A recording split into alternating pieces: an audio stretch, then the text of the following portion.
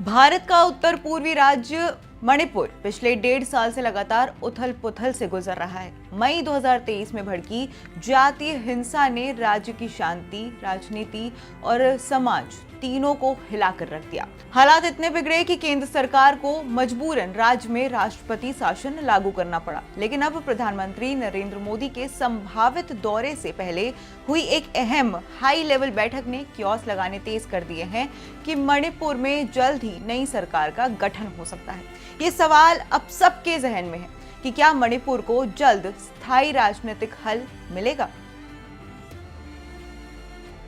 हाल ही में पूर्व मुख्यमंत्री एन बीरेन सिंह और बीजेपी के कई विधायकों ने राज्यपाल अजय कुमार भल्ला से मुलाकात की। बैठक में राज्य के शीर्ष अधिकारी मुख्य सचिव पुनीत कुमार गोयल, सुरक्षा सलाहकार कुलदीप सिंह और पुलिस महानिदेशक राजीव सिंह भी मौजूद थे।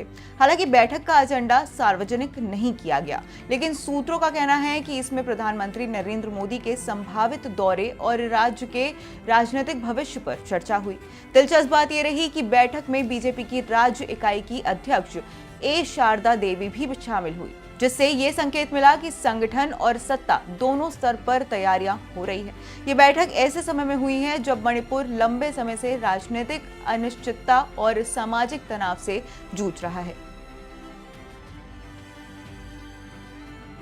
सूत्रों के मुताबिक प्रधानमंत्री नरेंद्र मोदी 13 सितंबर को मिजोरम के बैराबी सेरंग रेलवे प्रोजेक्ट का उद्घाटन करने जा रहे हैं। इसके बाद उनके इम्फाल आने की भी संभावना जताई जा रही है।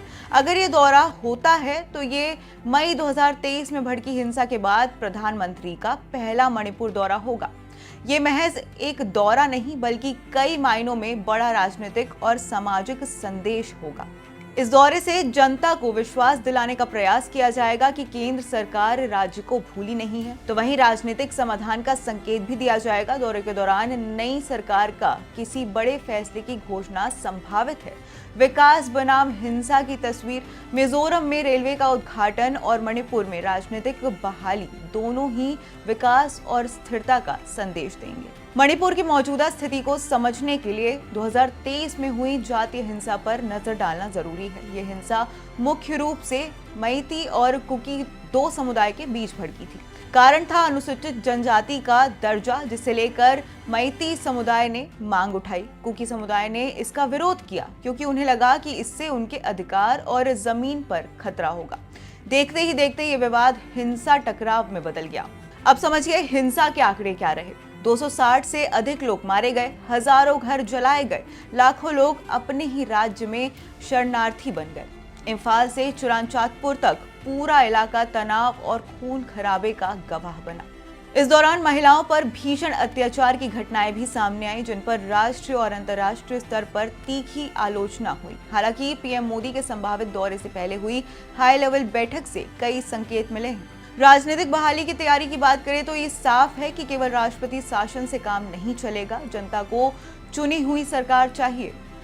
बीजेपी संगठन की सक्रियता, राज्य इकाई की अध्यक्ष तक की मौजूदगी बताती है कि संगठन स्तर पर भी रणनीति बन रही है। केंद्र का सीधा ध्यान प्रधानमंत्री का दौरा ये जताने के लिए पर्याप्त है कि केंद्र सरकार अब मणिपुर को प्राथमिकता पर रख रही है।